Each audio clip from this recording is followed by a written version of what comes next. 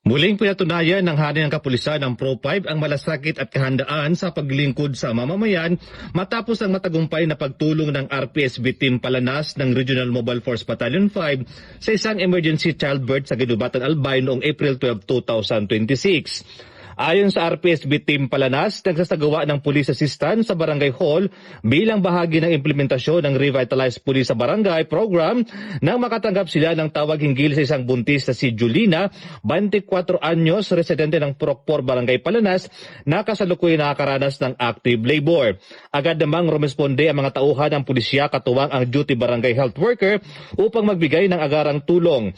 Dahil sa kritikal na sitwasyon, tumulong ang mga pulis sa mismong panganganak ng pasyente gamit ang kanilang kaalaman sa basic emergency response at sa gabay ng BHW.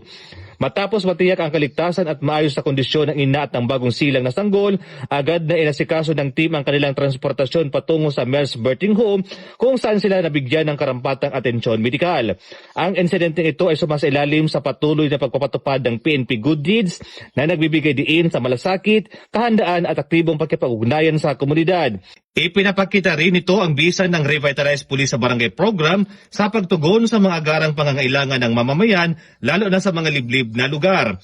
Ang matagumpay na operasyong ito ay patunay ng tunay na diwa ng serbisyong pulisya, isang institusyong handang umagapay at maglingkod sa mamamayan sa oras ng pangangailangan alinsunod sa layunin ng bagong PNP para sa bagong Pilipinas, serbisyong mabilis, tapat at nararamdaman. Mula dito sa Pro-5, ako po si Police Staff Sergeant Mark Polito P. Levendino Jr. Nag-uulat para sa Police News Network at ito po ang bagong PNP para sa bagong Pilipinas, serbisyong mabilis, tapat at nararamdaman.